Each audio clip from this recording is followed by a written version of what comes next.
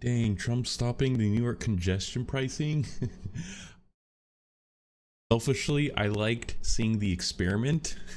Not sure how I'd feel it being going on here, but yo yo yo.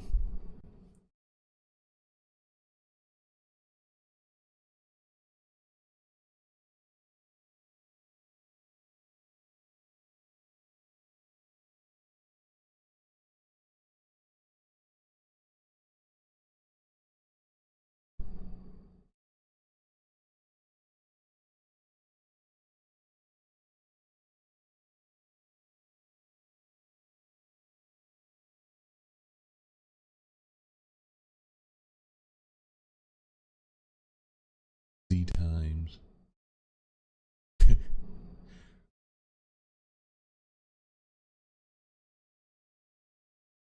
Yo. All right, we got some earnings today. Microsoft and Meta. Mainly want to see AI spend. Um, just hear what they have to say in the earnings call.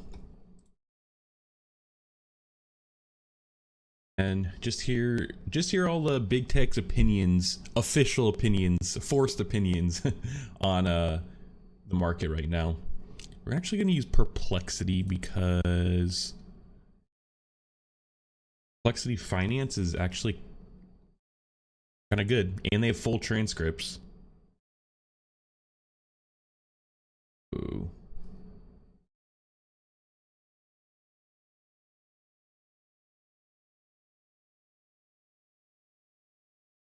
We're good, we're good. Actually, I need to put, my camera keeps freezing. When a camera freezes, I can't make shorts because it's weird. So I usually have my OBS on like my far right side, or I have it like directly on my like vertical monitor to my left, and I could see my camera easier over here. So okay. But we got Meta up 2% today, so I imagine they did pretty good. Actually, I read a few highlights. And then we got Microsoft. Let's check out Microsoft.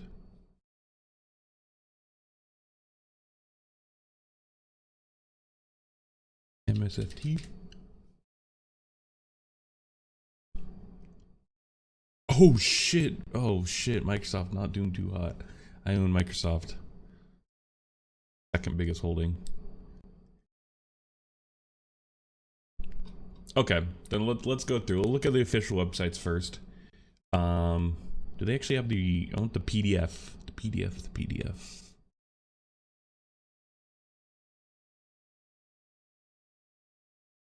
Oh, here we go. Earnings call slides. Oh, don't tell me they actually give it like a PowerPoint thing. Just give it the PDF like everyone else. Okay, I could open it still.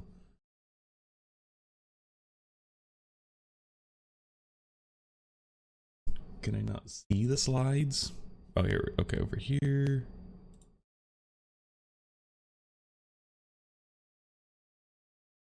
All right, whatever.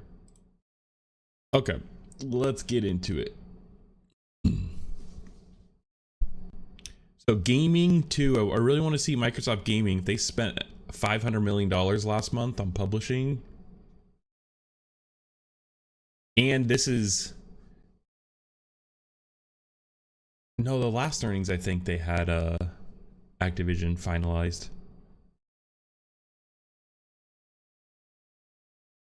Okay, I mean this all looks good.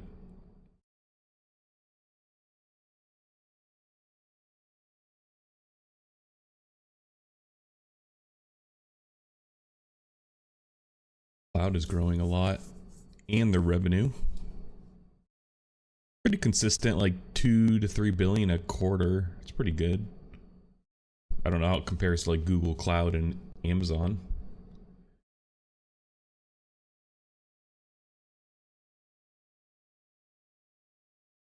Oh, all right, okay.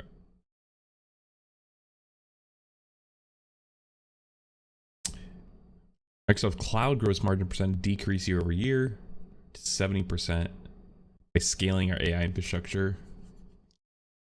Yeah, I mean they probably like they're spending a shit ton of money. He said 80 billion this year just on data centers. A Let's see. Yeah, okay. Other income expenses was 2.3 billion, driven by our share of the loss from OpenAI, which is accounted for under equity method in the impairment charge from our Cruise investment. Oh shit, yeah, because Cruise got like shut down. Or GM pulled them off, or it's like an internal thing now. Effective tax rate. My face when the third largest corporation in the world pays lower tax than most Americans. 18%, bro.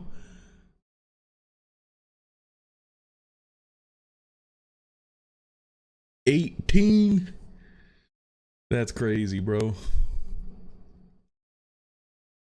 It's crazy how they just straight up put it in here too. Like it's like a trophy, you know.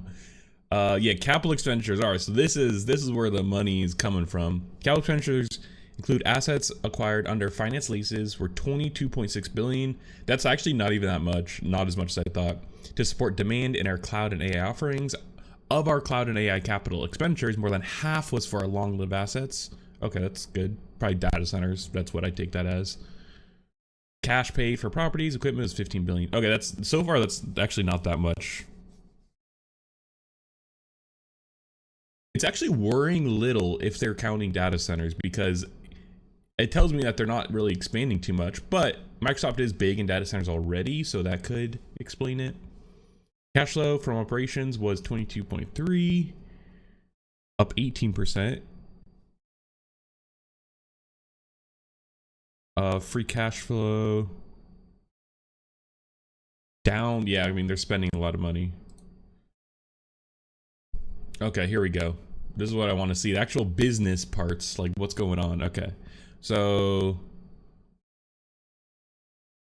what could we extrapolate from this? So their 365 consumer products and cloud services increased. LinkedIn revenue increased by 9%. Dynamics products and cloud services revenue increased 5%. Okay. Is Copilot in this one? 365? Has to be. Well, Copilot might be more consumer even. Server products and server services revenue increased 21%, driven by Azure. Okay, cool. Windows OEM and device revenue increased, dang, just barely. Whoops. Hardly. Xbox and content services increased 2%. Oh man, they're not growing this at all. Yeah, I need to see what's going on with Xbox, like seriously. Search and news advertising revenue, excluding traffic acquisition costs, increased 21%. Holy shit, that's crazy actually. Search and news. I wonder why. 21%. What was it last year?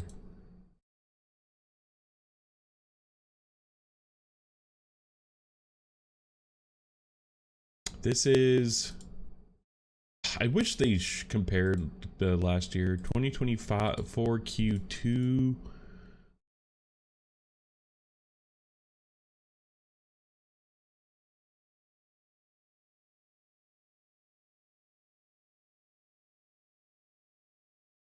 Okay, this is interesting. Actually, kind of more selective. Feels like Xbox taking more of a backseat to their other gaming ventures.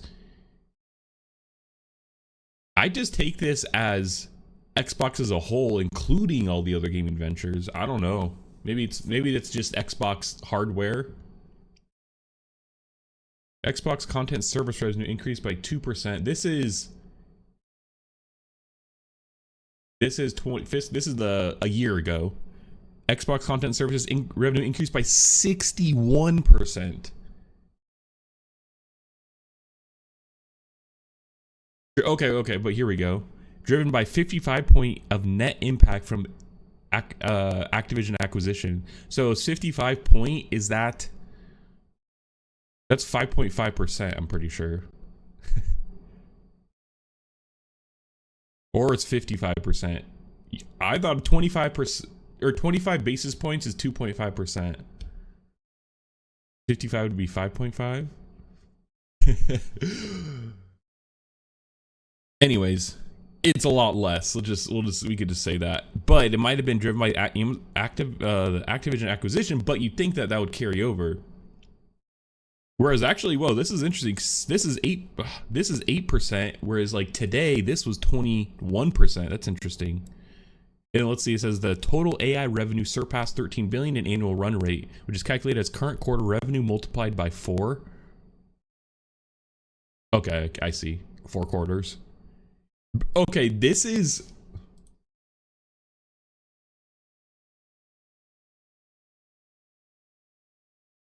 I swear Amazon is making more money than OpenAI with AI. I think they're at like 10 billion. Because OpenAI needs so much money. They have to mention revenue in here.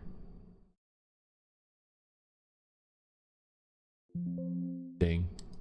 It's something like that. Wait, we have perplexity, bro. What the fuck am I doing?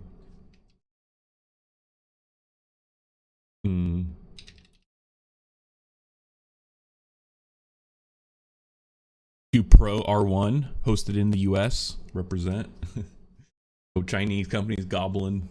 Just kidding. I've actually banned from DeepSeek. I was banned before it was cool, all right? And then I tried to use, and I was banned using a throwaway email because I didn't even trust that.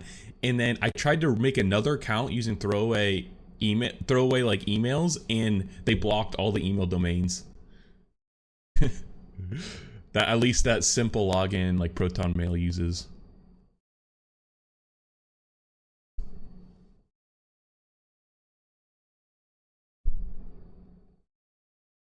Okay, the unfortunate part is it takes a while with R1. Yeah, bro, this is crazy. 3.7 billion revenue in 2022. Because I asked where COVID came from and it just banned me.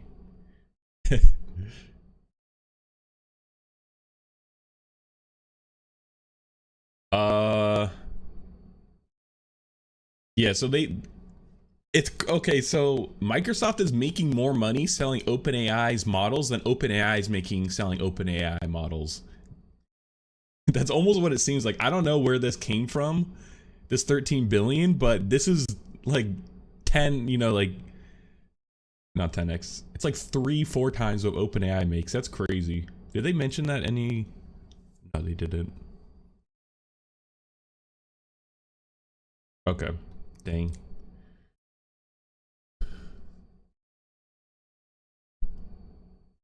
Yeah, they're growing. How do they keep growing LinkedIn revenue? Like, actually, LinkedIn actually I think is like in terms of like professionals, especially in this like tech community, like it's kind of underrepresented. Like a lot of people like kind of just like discovered posting on LinkedIn and like how it could actually drive growth and like it actually help, like it's actually not a bad social media site if you want to target professionals. And so I think it's kind of catching on now as like more mainstream. And like more like not necessarily like people use it more casually, I guess, even too. That's like the one thing that like I was like fuck LinkedIn as soon as I didn't have to use it. Your company just figured it out. Yeah, LinkedIn Learning is like okay, I guess there's nothing wrong with that. But like when I was laid off, like all of a sudden, like all my coworkers were like sending me jobs for other companies. It's like, guys, like leave me alone. Like no offense, like thank you, but like if you actually looked at my LinkedIn post, I'd say that I don't even want to be a business intelligence analyst anymore. So you haven't touched it? Yeah, they try to make us all incorporate. Oh, interesting. Like what? Like posting and like sharing like PR stuff. Gross margin. We have a marketing team. That's their job. Yeah, exactly. Okay, yeah, just like, yeah, I don't know. It's if you're into like if you like writing and like stuff, I could see it being okay. But yeah, it's like I don't know. I might post on LinkedIn. Okay. Tell me. Vicky was probably right, but um like I started like I remade like a Twitter account like maybe earlier last year, like a personal one, and I was literally just using it just to post like memes. Like, I don't know, I just like had a funny thought and I was just like, I don't care, I'll just post it.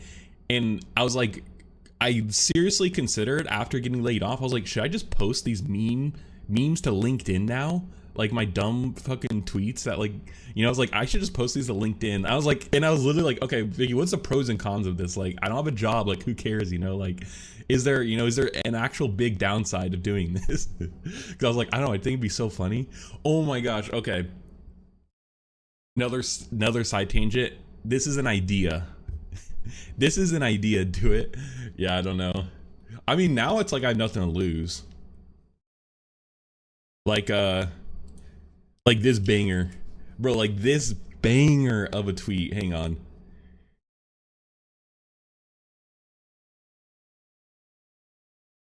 Getting I sit down when I pee stuck in my girlfriend's head so she sings it at work. Like, this is funny. This, like, I want to post this to LinkedIn. But I don't want to get, like, I don't know, is this against rules or anything? Like, you know? I don't know. Shit like this. Like, this would be funny. I'd bring a bit different vibe to LinkedIn. No, we were watching Master Chef. We started watching Master Chef, and I did not know or realize at all what it was about. Like, I thought it was like Iron Chef and, like, you know, just like a competition and like people like cook and like, yeah, cool. But like, I didn't realize it was like American Idol, but for like being a chef, which made it so much more entertaining. And the first episode of that show is insane for one. Like, literally, Gordon Ramsay essentially made every person cry and beg to get the fucking Master Chef like apron or whatever.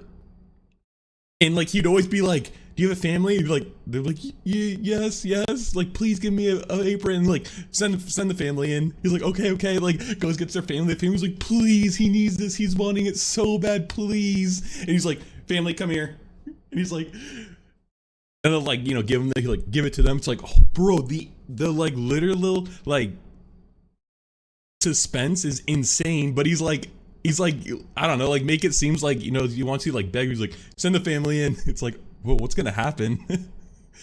Anyways, they're interviewing all the family. They kept interviewing the family. I was like, bro, I was like, Vicky, you have to get on this show so I could be on the show. I was like, I want to be the boyfriend in the lobby wearing BradyBlink.com hat, BradyBlink.com shirt, BradyBlink.com shoes, wearing sweats with BradyBlink.com on it. I'm literally just like advertising myself. I'm like Ryan from The Office, and I'm like, they're like interviewing me. I'm like, yeah, I want to be interviewed. And just like covered in like advertising, you know, for myself. And they're like, send the family in, you know. It's like, I come walk in wearing full BradyBlink.com merch, like, I'm ready. And I was like, you have to get on the show so I could get on the show, because that would be funny, like, you know. Anyways, that first, exactly. And I was like, I go through all this effort, I get it there, and then we watch it air and it's all blurred. Like, that would honestly be just as funny though. I was like, that I'd be okay with that, because that'd be so funny. I made them like go through blur all that, and then like all my efforts are just like squashed just from the blur. Yeah, that first episode of that show is insane. That's what I was like. I literally like, so I was like, the first episode of Chef is so crazy. All right, okay, back to it. I need to open the window again.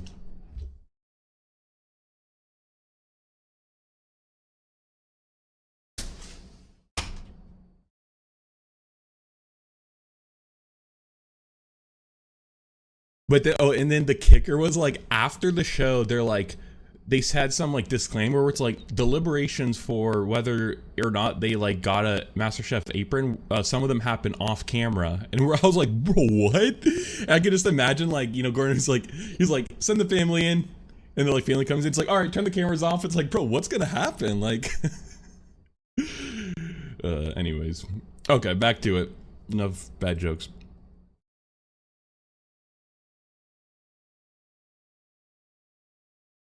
LinkedIn, that's how we started with this.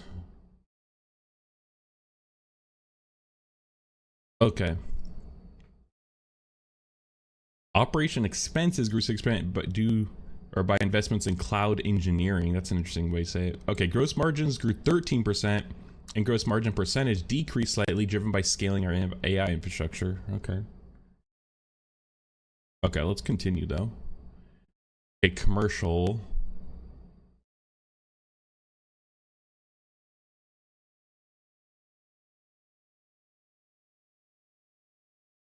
Uh, yeah, these are all okay.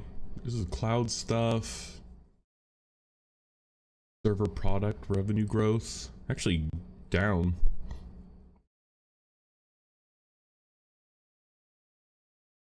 Dang. Revenue grew 19%, driven by cloud Azure.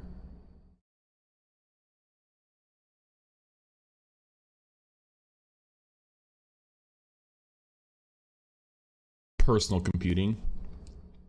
Oh, yeah. Okay, yeah. What the fuck is this? They were growing by 61%, and then this year they grew by 2? What? Okay, what happened?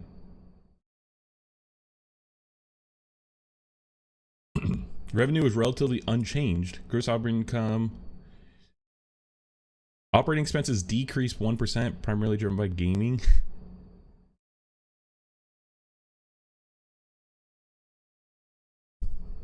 They have to. They can't not mention this right here. Like, this is crazy.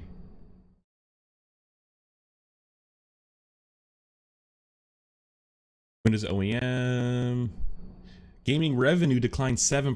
Xbox content and services revenue grew 2% by growth in Xbox Game Pass. Xbox hardware revenue declined 29%. Dang, yeah. See, they don't care about hardware right now. Excluding traffic acquisition costs? Wait, you can't just exclude how much it costs to actually get the traffic.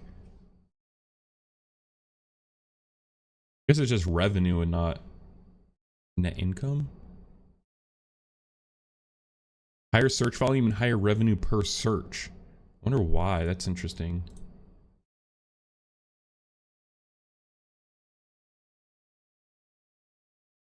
They like totally glossed over gaming.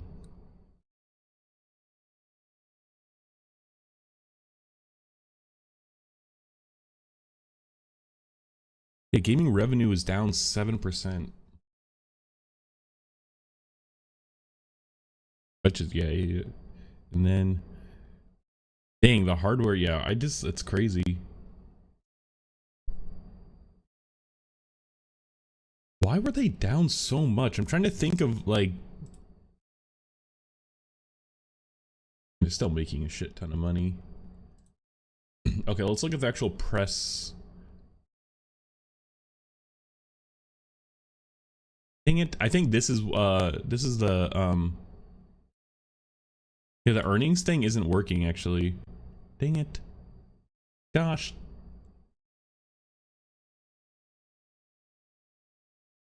I'm blocking something?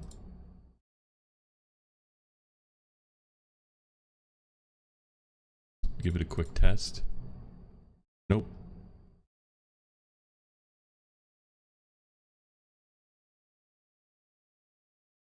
Maybe this? Never had any issues before. Nope. Alright, back on.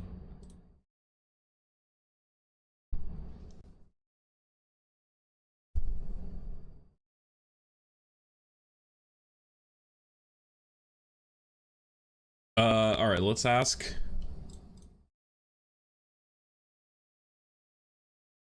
What did Meta say in their latest earnings call? Highlights about AR, AI, data centers, and their undersea cable project. Those are all the things that I could think of that I want to know.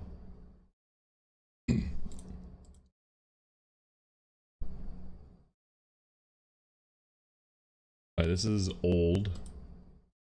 So this is actually when they completed the Activision Blizzard.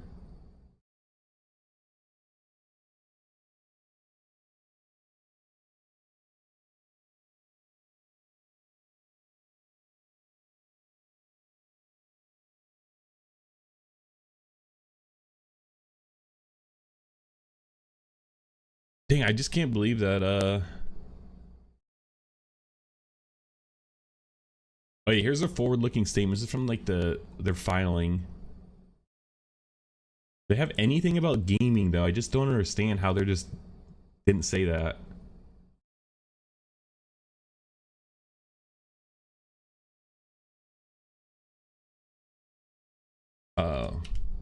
Why did Microsoft's gaming revenue fall so much during?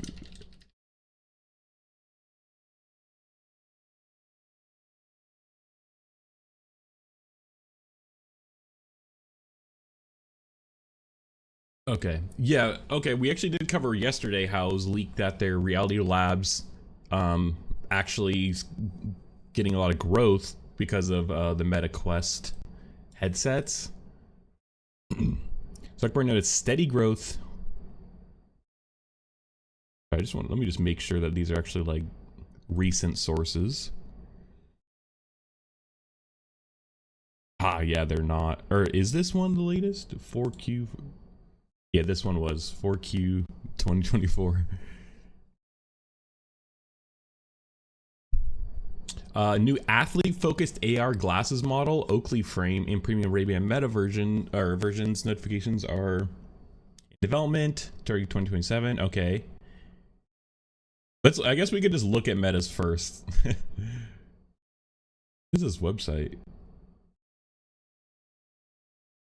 Really earnings. Earnings slides. All right. Advertising, yeah. So I mean, Meta is, I mean, Facebook and everything's essentially an advertising company. Let's be real. That's like their main, their main thing.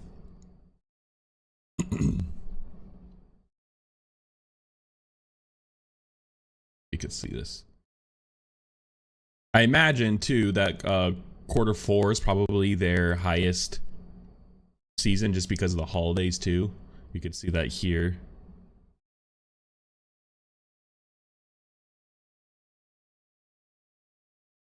Revenue by user geography.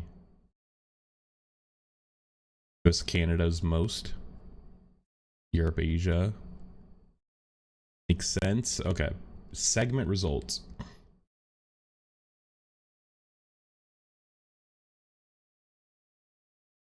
Okay. Making a Billy here. In the advertising.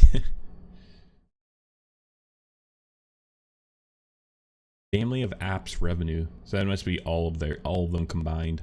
Do they even break it out? Dang, they still losing $5 billion on this Reality Labs though. But it's all right. I mean, they clearly make up for it. But yeah, they're spending a lot on research and development, which is good to see. This is like metaverse days over here.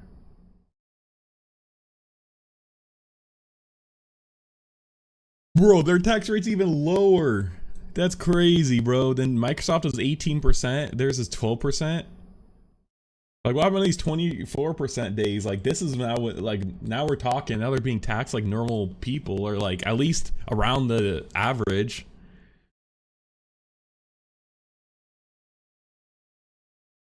I wonder if they count all the like, or what they count the all their like money they owe and like fines and shit. I wonder what that goes under.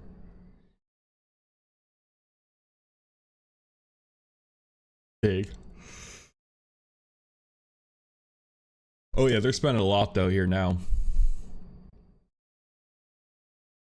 Like 10 billion more than last year. Family daily active people? What does that even mean? Corporations are people too. Bro, I mean, arguably they have more like rights. They have more freedoms than people. In a way. So they're continuing to grow. I just don't know how much I believe that this is like... That's crazy. We define daily active person as a registered and logged in user of Facebook, Instagram Messenger, and or WhatsApp. Collectively, our family of products. who visit at least one of these family products through the mobile device application or using web or mobile browser on a given day. Interesting. Well, they're continuing to grow. They have to show that though. The average revenue per person is crazy. $14.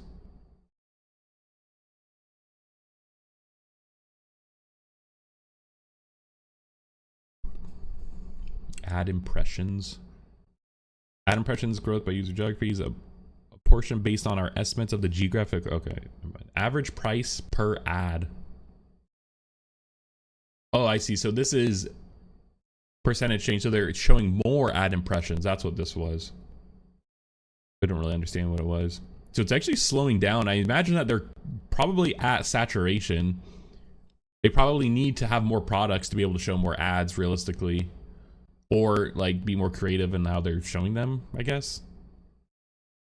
But price, okay, yeah, so yeah, the impressions is going down, but price per ad maybe is kind of going up a bit.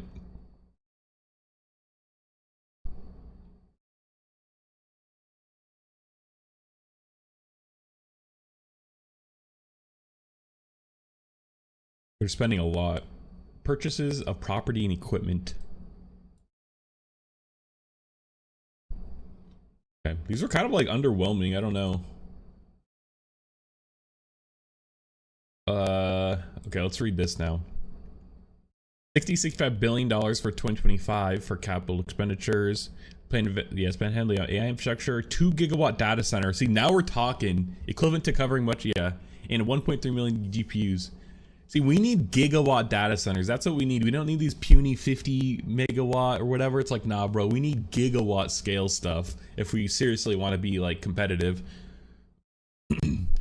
Like China has so much power, and like that dam project, I can't remember, but like it pumps out like so much power that like they could just make gigawatt data centers like it's no problem.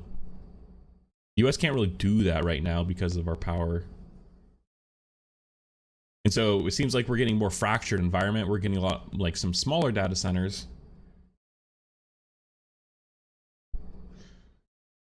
Zuckerberg aims to reach 1 billion users with Meta AI in 2025, positioning it as a leading AI assistant. He also teased an AI engineering agent with mid-level coding skills, calling it potential profound milestone. Okay, then show it.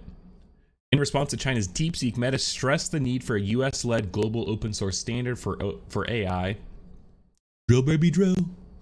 Drill, baby, drill. Yeah, Meta's actually kind of made a smart business move from the open sourcing of AI, honestly. If nothing else, it's getting a lot of people using their AI. It's like the go-to for local AI, which is interesting. Never would have thought Facebook or Meta would be that way, but here we are. 2025 capital expenditures will jump to 65 billion versus 38 billion in 2024, primarily for AI data centers and core business expansion. Okay, I wonder what the core business expansion is though.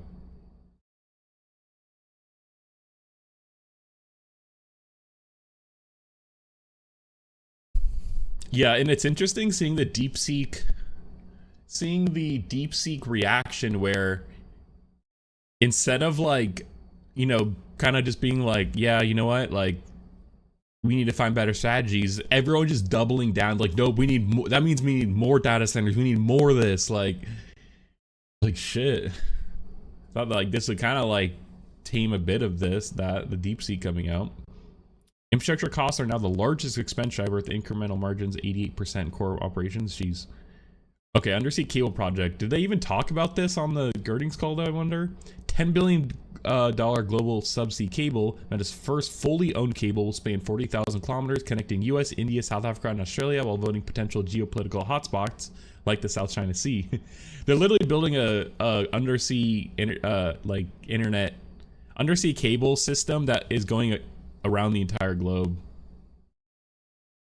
The Bifrost cable system with Keppel and Tellin received US approval, linking Southeast Asia to the US and slated for completion in late 2025. But Reality Labs losses, Meta's stock rose 5% post earnings, buoyed by 21% year-over-year jump. Yeah, okay. Okay, now we got Microsoft. Microsoft Gaming declined 7% year-over-year in Q2 2025. Primarily due to 29% collapse of in hardware sales. Okay, I mean we saw that too, but like why? Like what did they stop doing that caused this? This sharp decline occurred despite strong performance from Xbox Game Pass and new game releases. Key factors behind the revenue drop include Xbox console revenue fell 29% during the critical holiday quarter compared to 3% growth of the same period last year. Yeah, Microsoft's strategic shift towards multi-platform game releases and cloud gaming reduced hardware demand. Yeah, that makes sense, but 29%? This is an Xbox campaign. De-emphasize console exclusivity, accelerating hardware decline. Yeah, what? Yeah, what is their strategy now for Xbox? Yeah, I don't know. I just don't. It's so weird.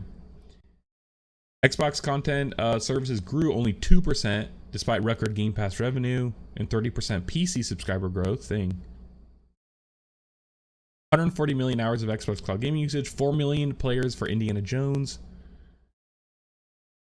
Xbox Black Ops 6 revenue recognition was spread over time due to Game Pass inclusion. Okay.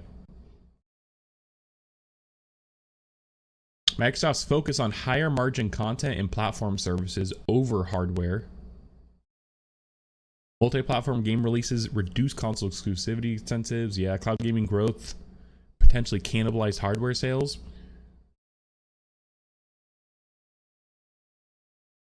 PC subscriptions grew. Then I think a better metric for instead of like growth like this would be something like their margins. Then if they're saying that they're chasing higher margins, are they actually raising margins on have higher margins on the software? I imagine they do, but like I wonder what revenue or income is, not revenue. Huh. All right, well, those are pretty uneventful, in my opinion. Nothing crazy happened. Let's just take one quick look. See if there's any other that would be interesting. Apple is today, I believe. Yeah. Oh yeah, Tesla. Oh, Tesla didn't do too hot. T-Mobile did great.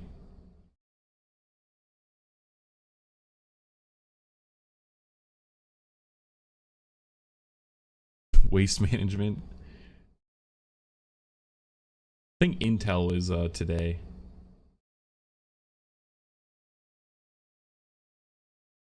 I've never heard of these companies, and they're billion-dollar companies.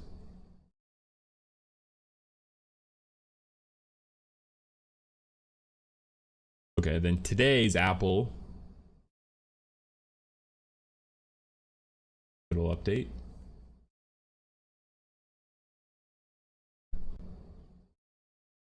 Visa, MasterCard, which already announced theirs. Blackstone, 14%, of course. They rule the world. Need some of that Hormel food stock. Doing good. Never thought.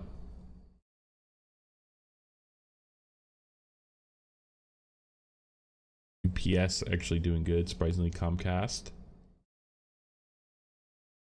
I'm sure all these telecom companies are doing good with the likely chance that net neutrality is gone. The Alibaba group will be interesting to see. And Apple. I think Apple's not going to have the best earnings, if I'm being honest. iPhone growth is kind of slowing.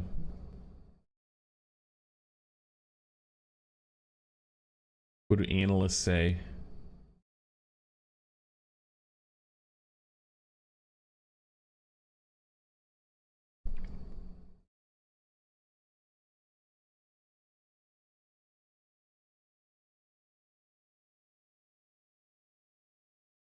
Okay, it's still buy rating. All right. We'll see. No stream tomorrow, but If it's crazy, we'll take a look Monday.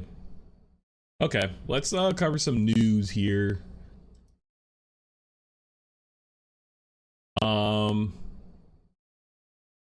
Yeah, this is Mistral actually released the new model. Mistral Small, which these ones are like open source, quote unquote. I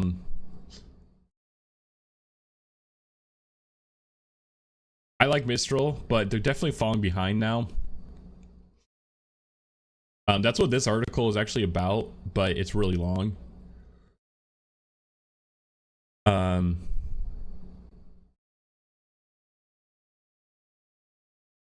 Yeah, they're just slowly getting pushed out by the big guys essentially. They have a good market share, but they're kind of Europe's AI dream, and so the fact that they're not really doing too hot isn't good for Europe.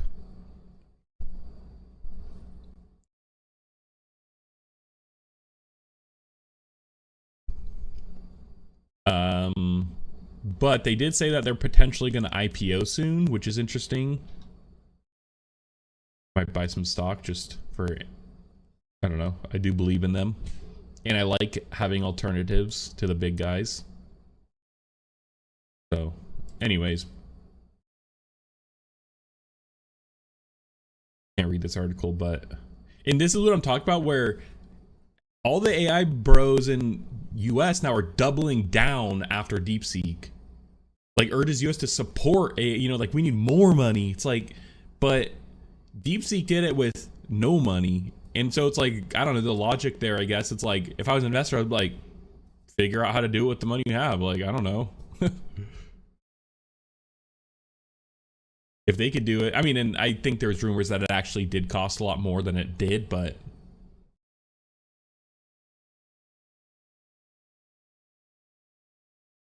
there is the other side though, where yeah, it's like, I don't think it would hurt to invest more, but if I'm thinking about the incentives of someone like Sam Altman, like, he knows that he's going to need more money. He's 100% going to need more money, and so this is just a good opportunity for him to kind of use this as a reason. And so I know it's hard for me to believe them now. Like, it's like they've cried wolf so much now, and like they keep asking for more money for this reason, that reason, and now it's come time to where it's like, now it's like hard to trust them, to know what's actually like what they actually need it for, like whatever. Audio setting. Oh dang. I'll listen. Hello. Oh yeah, it's a little crackly. Thank you. Ooh. Okay, I think we're good. I just have to restart voice meter before every stream, and I forget. Thank you. What's up, Chris Croft? Yeah, I don't know. It's becoming hard for me to trust these like AI hype bros, or the hype men type. Yeah. Okay. Let's read about this here then. Speaking of OpenAI and more money, SoftBank, and this is relevant because SoftBank said that they want to. They're partner in this Project Stargate, or the Stargate project. Sorry, Project Stargate is just a way cooler name. Just sorry. Stargate project, which is exclusively going to serve OpenAI, and if SoftBank, Masayoshi-san, if he's gonna front the money for up to $500 billion, which he doesn't have, and now he wants to invest $25 billion in OpenAI, is essentially they're investing that $100 billion to $500 billion in one single company, OpenAI, and now they're investing more cash into it. Like, this is insane. Like, the amount of money is like if Sam Altman doesn't pull through, like, he's a joke. Like, who has ever made this big of a bet on one company? Like $500 billion on one company. That doesn't even make money. It's not profitable. Is burning cash like crazy. Like, it's actually insane if you think about it. you have to think about the upside. Like you can't, it's like hard to even say this like without like, you know, definitely like there is the potential upside of being like insane, you know. So I mean, like, you know, it is a big risk, but I would think that competition would play more of a role in this arms race here, you know, like you'd want the market to kind of, you'd want to use the market dynamics to let like the United States figure this out in a way. I don't know. Okay, let's just read. This deal would make Japanese group the biggest financial backer of ChatGPT maker, surpassing Microsoft, I assume. SoftBank is in talks to invest as much as $25 billion into OpenAI in a deal that would make it the ChatGPT maker's biggest financial backer as the pair partner on a huge new financial intelligence or artificial intelligence infrastructure project. The two companies announced last week that they would lead a joint venture that would spend $100 billion on Stargate, a sprawling data center project touted by US President Donald Trump, with the figure rising to as much as $500 billion over the next 4 years. And it's also interesting that Stargate is going to be its own separate company. But it will still exclusively serve OpenAI, which is like weird. But Oracle's like, you know, building the data centers. OpenAI is going to do operations. SoftBank is just giving money. Like it's just like a weird relationship. And it's weird that Donald Trump like announced it on like there. Like, I don't know, that was kind of weird considering he's not giving any government assistance to it. It's already actually underway, actually off the backs of Joe Biden. You know, and I don't know, just like the whole thing is weird. Like there's $100 billion like that they've already started building the data centers, and so it's like already been in motion. So it's like, how much have they spent already? They're building 10 data centers. Like, I don't know, just the whole thing is kind of weird. SoftBank is in talks to invest $15 billion to $25 billion directly into OpenAI on top of its commitment of more than $15 billion of Stargate. And it's weird that like only $15 billion of Stargate, like the numbers just are not adding up. They're just kind of everywhere. Because they said that they're going to spend $100 billion on Stargate, but now it's like, I don't know. According to multiple people with the direct knowledge of the negotiations. Ultimately, the Japanese company could spend more than $40 billion on its partnership with OpenAI. The talks are ongoing, and the amount that SoftBank could invest in primary equity into OpenAI is a moving target, said one person familiar with the matter. OpenAI is also to invest $15 billion in Stargate. Okay, but like, like this seems so weird, but like OpenAI is investing $15 billion in Stargate, but then SoftBank is investing $15 billion into OpenAI. It seems like some money washing thing. SoftBank's equity investment in OpenAI could cover the latter's commitment to the US AI infrastructure project, according to several people with direct knowledge of the deal. So like, yeah, OpenAI is actually not even fronting any money. Like, how did they negotiate this? Like, actually, this Stargate project is insane. OpenAI has to front no money. They might give some equity. Stargate's its own company. This is weird. I don't know. The deal, which has not been finalized, is an ambitious gambit by SoftBank's founder Masayoshi Son to become a leading force in AI by deepening its ties with OpenAI and its chief executive Sam Altman. An investment of $15 billion or more would make the Japanese investor OpenAI's largest single backer. Microsoft, which first invested in OpenAI in 2019, is the startup's biggest shareholder. I see. 49%. Leading tech figures such as Elon Musk have previously questioned how the enormous cost of building Stargate would be met. Multiple people close to the project said Son's plan to take large stake in OpenAI and meeting its Stargate commitments had been vetted by senior executives on the board at OpenAI. Interesting. Son has spent years courting Altman as the tech investor seeks to establish himself as the primary player in the development of advanced AI. The Japanese billionaire sees obtaining a larger stake in OpenAI as the centerpiece of a broader strategy to fulfill his self-stated mission to bring about so-called superintelligence, technology that surpasses the cognitive abilities of humans. Sun's ambitions in AI run from power generations through robots to data centers, with people close to SoftBank founder saying he still believes the UK-based semiconductor designer ARM can produce its own AI chips. And SoftBank was an early investor in ARM and owns a large portion of ARM, who is actually a technology partner in the Stargate project.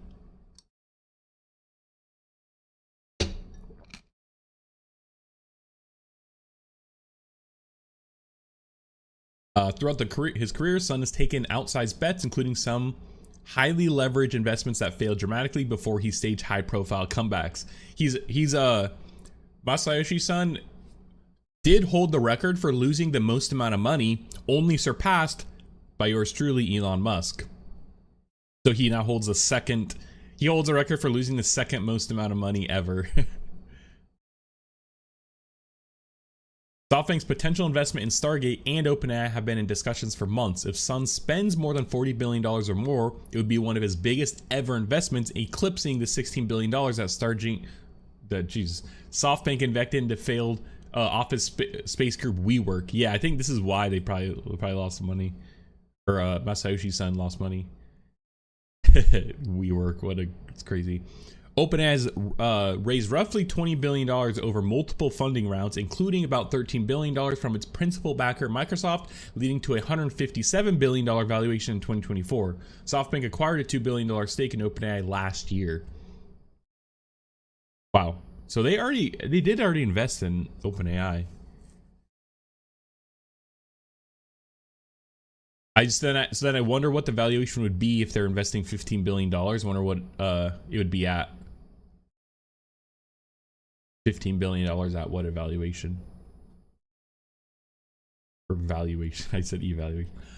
But Altman has been exploring ways to lessen his company's dependence on Microsoft for computing resources, including developing its own chips and partnering with other cloud providers such as Oracle. As part of the Stargate agreement, Microsoft agreed to relinquish its position as OpenAI's exclusive cloud service provider. About a fifth of the overall funding for Stargate is expected to be equity.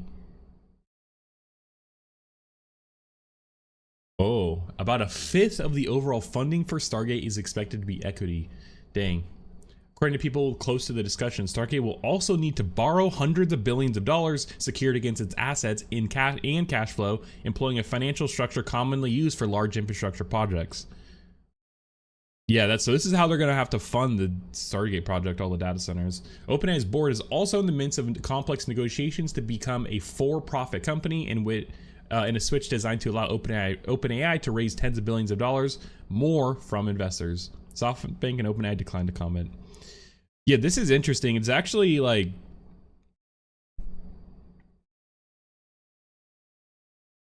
it all seems kind of weird. Like they're definitely trying to make something happen. I just don't know how much I believe Sam Altman now,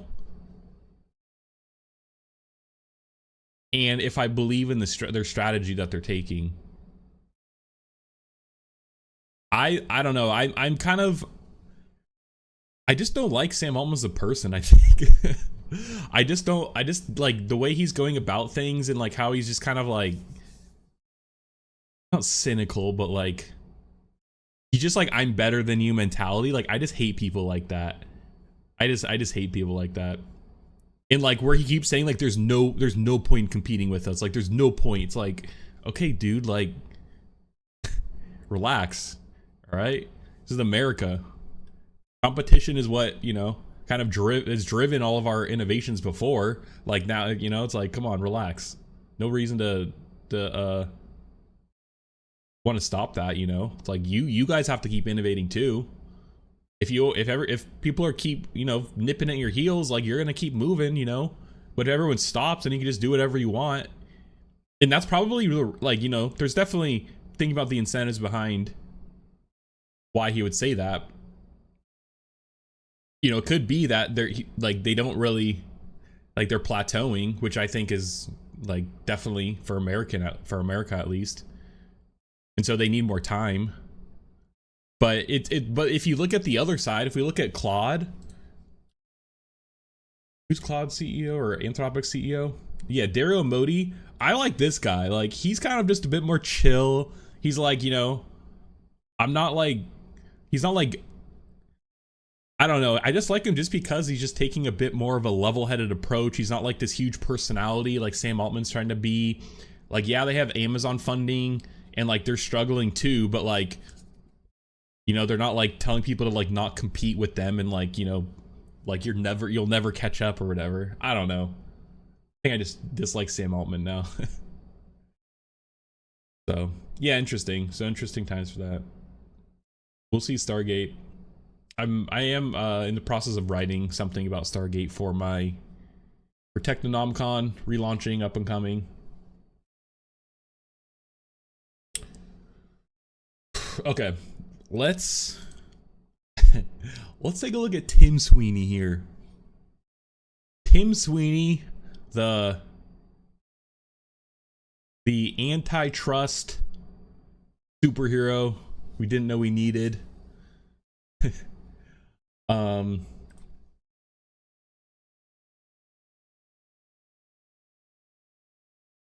Nice. Yeah, Tim Sweeney says Epic is losing billions fighting Apple and Google because it can't afford to. Jokes that we might run into super serious financial problems after a couple more decades. Like, he's like, so no regrets though. It's been terribly costly. He's like, you know, I don't regret it, but like, yeah, it's cost a little bit. You know, it's a little expensive. So, but if we think about the incentives here. For, you know, he doesn't want to be sanctioned by the app stores and the platforms because, you know, like you have to follow by their strict rules, pay their tax, their fees, whatever. You know, if it's a platform, he wants it to be open and he's willing to put his money where his mouth is, and ran propaganda campaigns in Fortnite against Apple. Lost to Apple, but then won to Google with similar lawsuits. So they can now essentially have their own app store, which I think they could technically skirt the fees required in the Google Play Store. But not with Apple, except in the EU with the DMA, the digital marketplace thing. I don't remember what it's called. Ruling where they could technically now, I think, have their own app stores on the device, but you still have to pay some fee to Apple. Anyways, he's making progress, it seems like, but he's crazy. Epic Games for several years now has been engaged in a legal war with Apple and Google centered at the closed ecosystems of iOS and Android, where developers have no choice but to pay 30% store fee on all revenue. The massive success of Fortnite seems to have brought this into sharp relief for Epic and CEO Tim Sweeney, who argue that it should be able to distribute its games on these ecosystems without paying just under a third of its profits to the gatekeepers. Yeah. And I think... How much does Epic Games does Tim Sweeney actually own? Because I know it's like Tencent. Okay, so he owns 41%. All right, okay, he owns a legit stake. Yeah, Tencent owns 35%. Disney owns 9%. I didn't know that. And Sony owns 5%. I didn't know that either. What's Kirkby? Danish investment management company. Family office to manage the fortune of the Kirstensen. Oh, they own the Lego Group. The current owner of the Lego Group. Bro, what a spreadsheet of investments or of investors and owners. That's crazy.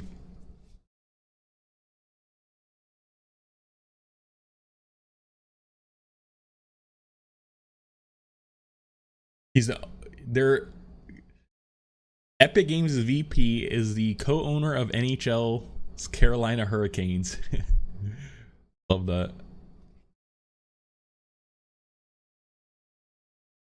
Where was I? Okay, here.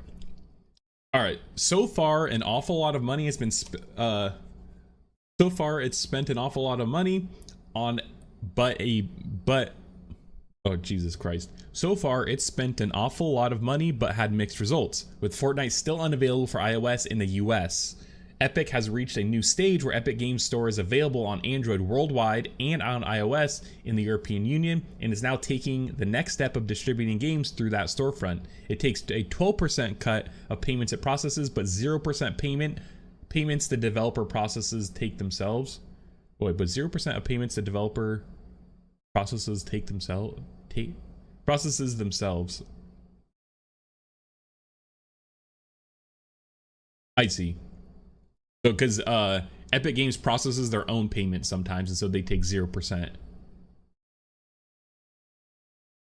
So who takes it? Who's it? As part of this, Epic is swallowing the cost of Apple's core technology fee, which it calls illegal for participating developers. I assume that's this.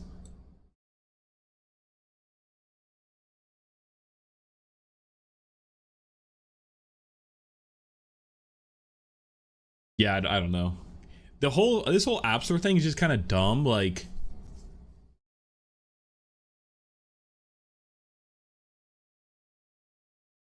yeah, I don't know. Like, I think that if you want to participate in the Apple App Store, then sure, they could charge whatever fee they want, but they have to give you a way to download apps not through the App Store. I think that, like, I think that's more so what it is. Like, they should, like, you know, like, I don't know, even on Android, that's what I don't get. Even on Android, like, I had F-Droid, which is like an alternative app store, and I was able to download apps from that. I guess maybe you can't process payments. Hey Vicky, what's up? What's up? Welcome. Welcome. So I don't know.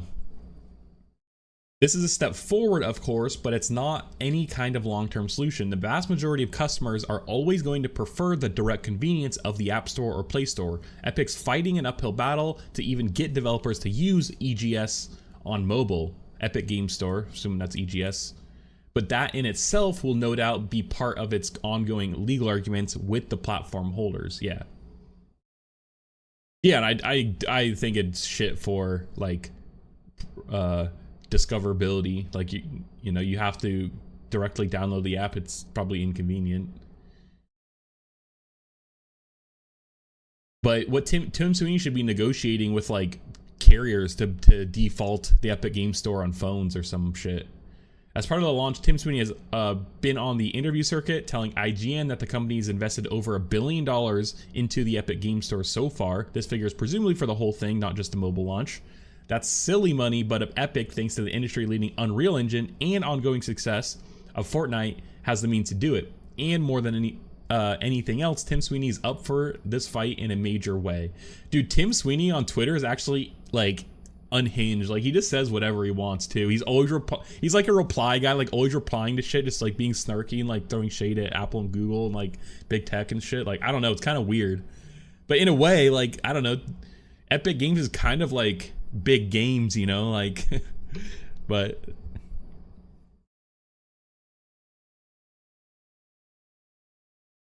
I think we might run into serious financial problems after a couple more decades of this, Sweeney told IGN, but we're determined to fight this out. I expect larger parts of the struggle will go on throughout the rest of this decade, and we're fully committed to going through it and investing to break through. Corpo wars, yeah, literally.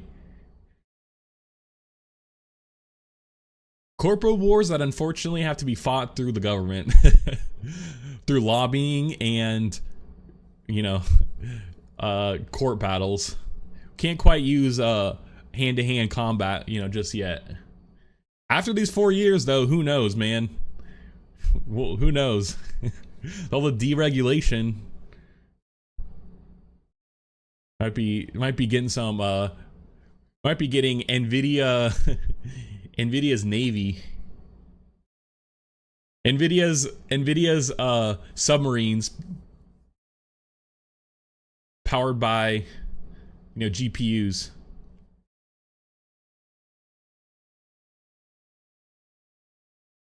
That's actually an interesting thought, like, or there's like an interesting thought exercise, like just creating fictional militaries for each corporation. Water cooled. Yeah, exactly.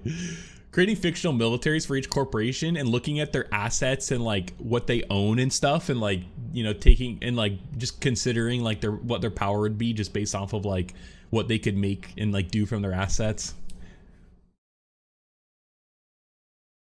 Like obviously military contractors would be okay. That's interesting, because I wonder in Cyberpunk, like Red, or like even I guess Red is for 2027 or whatever.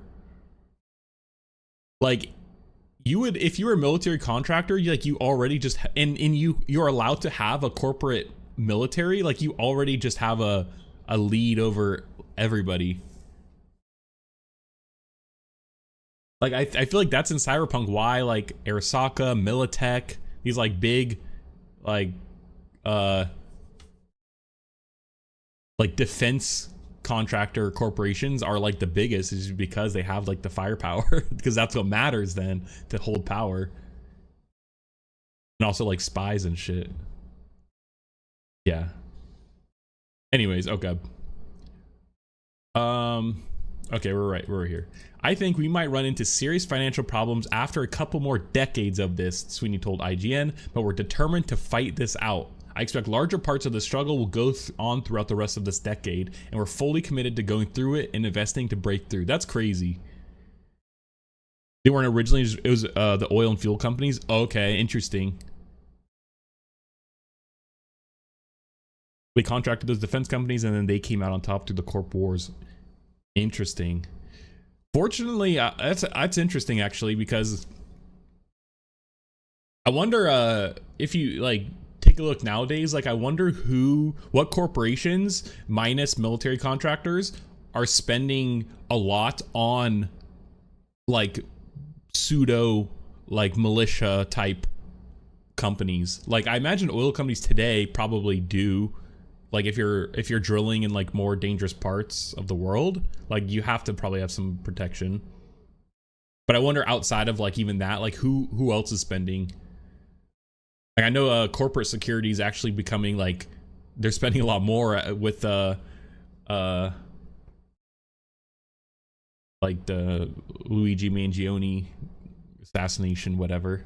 Nautical freight, that's a good one. Pirates, true.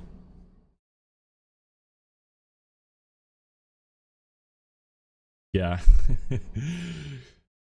Okay. Sweeney characterizes the legal fight as an investment in Epic's future, in part of a consortium, or a continuum of how the company's changed with the times. If you look at Epic's history, we've always aimed big and we've always grown prudently, says Sweeney. Our first big 3D game in the era of Doom and Quake was the first Unreal game in 1998 and sold 2 million copies. It was pretty cool. And we made Gears of War and expanded to console, and that sold 6 million copies.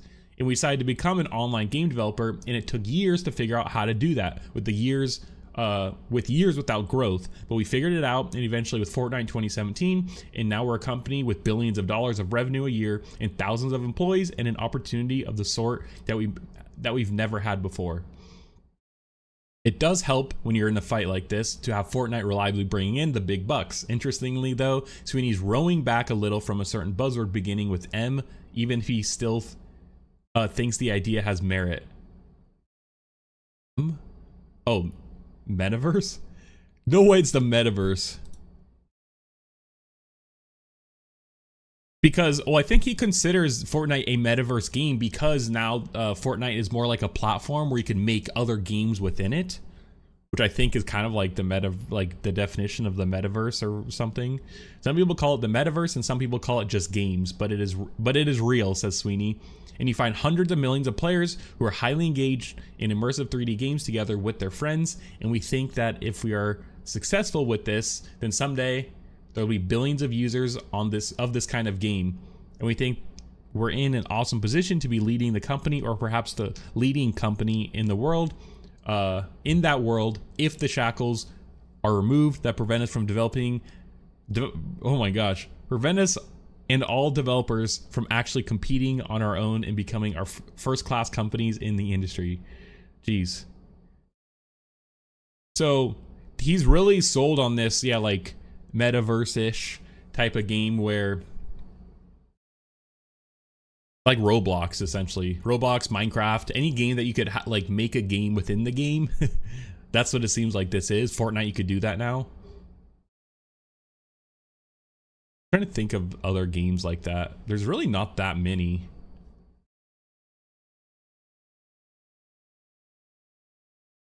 I guess Fortnite now is one of them. I'm not gonna lie, it's a little hard to agree with the idea of shackles on Epic. Yeah, exactly. That's what it's like. He's like, dude, the shackles on it. So it's like, okay, you could still make the cool game. Like, you just can't have it on mobile. Like, I don't know.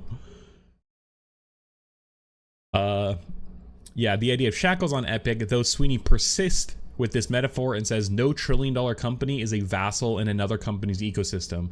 His real anger is what he sees as Apple and Google just sitting back doing nothing and creaming off as much profit as they can. Yeah, I mean, fair. Tim Sweeney's a libertarian. He has to be a libertarian. We're bringing out the big guns for this.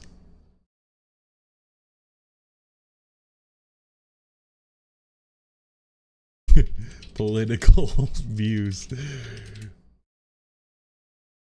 All right, we'll come back to this. You're either a company that has a direct relationship with customers and freedom to do business with them directly, or you're behind Apple and Google's paywall and you do not have the chance and you cannot grow, and most of the profit of your business and most profit your business produces will go to Apple and Google, who will use it for fuck all. Share buybacks and dividends rather than investment in hiring and innovating and building technology that makes the world a better place. Fuck, man. He's coming out swinging hard. Not that he hasn't already by suing them, but like he's still going at it. Yeah, centered on big tech's challenging big tech's monopoly practices and advocating for fair competition while maintaining a I knew it, libertarian leaning skepticism of government overreach. I could not actually be it, but I was like, this is like him saying that what gave it away was this is a vassal in another company's ecosystem. I was like, this is some libertarian bullshit, you know, like the Sweenster estimates that the battle against Epic and Google has cost Epic, quite outside of the legal fees, $1 billion of revenue, perhaps several billion, but I felt very firmly that the proper way to challenge them was to demonstrate to the world the real effects of their policies, because Apple does a good job of hiding it. They don't let developers tell users that they're paying 30% of their fee for nothing, or their purchase price is going to Apple for nothing, and it's not widely known. That's interesting. I wonder if you can actually say people that it's the 30% fees going, which it's kind of, I mean, it is shitty that you can't like legally disclose that if that's the case. The regulators are now looking at these closed markets, and the Epic CEO says we view our company's aim on the scale of decades. We've been in business for 33 years now, which is pretty long time for a tech company. Yeah, that is actually a very long time, especially in a game developer. There are a lot of game developers in 1991, not many of them around now. Unfortunately, though, I just don't see the current like regulatory environment with Trump like favoring someone like Tim right now. Like I just see that he would be fighting an uphill battle unless he does the cases in like with a favorable judge. Which in itself is kind of messed up that you have to like think like that, but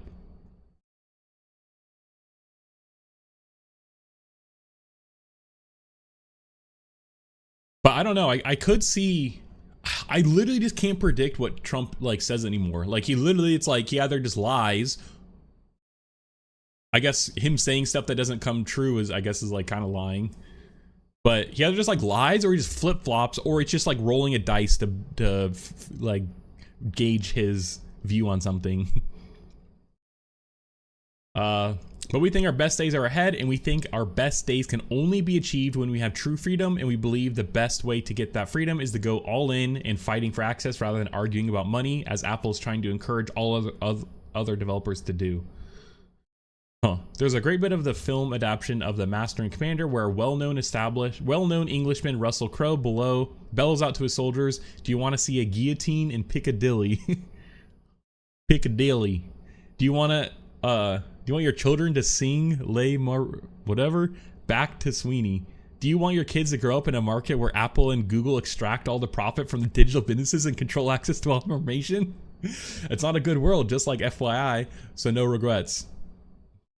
Though it's been terribly costly, we're really looking at our future opportunity and future value rather than the opportunity that we missed by fighting Apple and Google this way. I mean, you have to look at it like that to justify spending billions of dollars.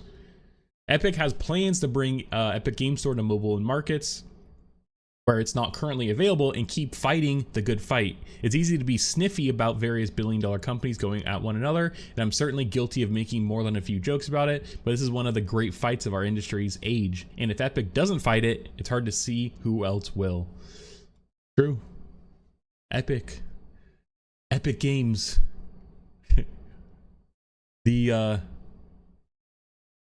What's the Batman's like, the hero Gotham deserves but doesn't need. Epic Games, the hero United States doesn't deserve but needs. Is it self-interested? Of course it is. Yeah, okay. I'm this guy's like on top of it, kind of like hitting the counterpoints. Of course it is, and Tim Sweeney would admit that. Okay, that's fair. Although that's him saying that he would admit that, not Tim Sweeney actually admitting that. But the potential is there for this to fundamentally change the game's marketplace for every developer, and Epic would say, inarguably for the better. This fight has been going on for 5 years and it feels like it's just warming up. It's safe to say that Epic is not short of cash, but nor is it short of purpose. Interesting.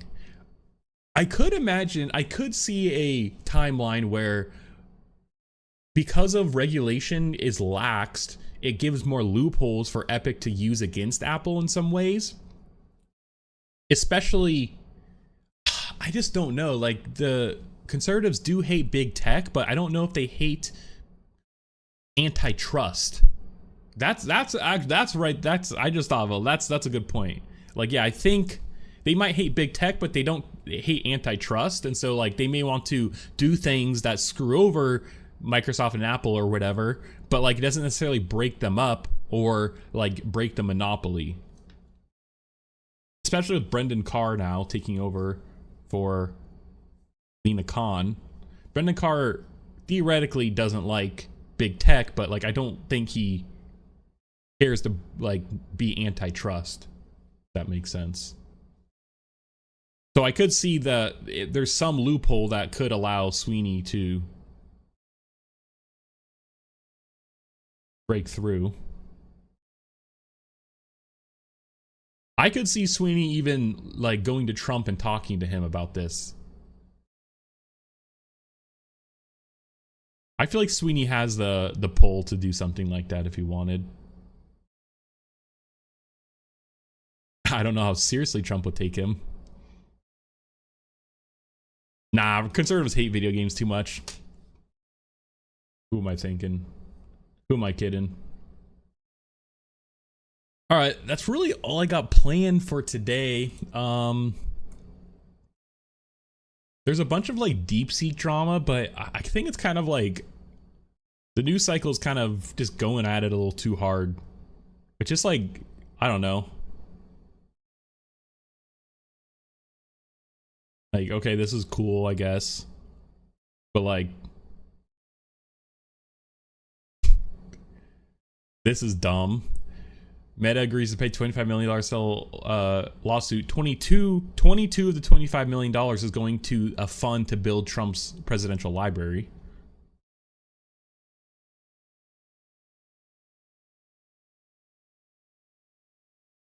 You could also, there's plenty of American, if you guys want to try R1 and don't want to make an account on Chinese, the Chinese website or whatever, there's plenty of American hosted, since it's open source, R1 options. Here's Azure, and it's free. Holy shit, wait, it's free? What the heck? Yeah, you could do this for free right now. and it's hosted on Azure, which is Microsoft, or you could even do this other third party, and it's free. This one even has more output. Dang, this is crazy. We could go here, and we could even chat right here. And the local app that I use for AI, Anything LLM, they recently added support for like thinking models, so you could actually see what they're thinking now. And you could run R1 locally with Ollama right here. You can run this locally. They have it distilled down. You could probably run like a 8 bill. It'll probably be a little slower, but so if you really want to try this, you could run it locally or on American servers without sharing data.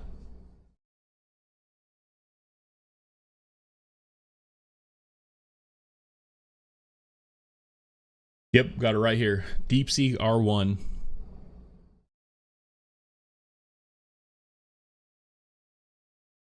I don't know if I could run this the 14 billion parameter one though. Can I send the link? Yeah, to which one or to what? This is Open Router.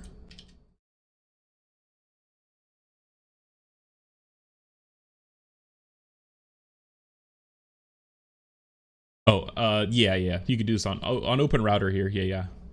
You'll probably have to make an account, go to chat, and then yeah, you could just add a model. You could add R2.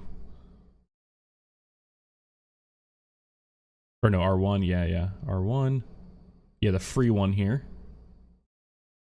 It's free. Let's actually run it. Oh, I'm not even signed in. Yeah. We could totally do it. But anyways, I think the news cycle, it's like, okay, yeah, we get it.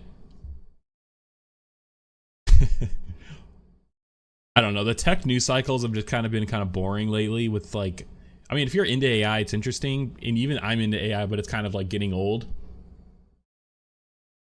Like I want like different, I don't know. Just want some variety now. I value variety. Or just have it be more, yeah, like it could all be about AI stuff, but have it be about different shit instead of like all being the same stuff. I don't know. All right, that's all I planned for today. No stream tomorrow. I actually might do like a gaming stream here later, playing some Minecraft. It's kind of like my Friday today. So I might actually just stream on Twitch, do some Minecraft stream, if you want to watch that, probably around noon. And yeah, appreciate everyone showing up today. Appreciate you tuning in, chatting, watching, whatever. Yeah, had fun today, just talking, shooting the shit. And yeah, we'll be back Monday, doing the news at least, but probably back later today, even maybe tomorrow, doing some gaming stream. So see everyone, and see you Monday, 9 a.m. for news. Maybe today for streaming. Yeah, good background streams. True. See ya. I don't have an ending screen yet. Let's go back to this. Oh wait, I'm on my home screen. Black screen.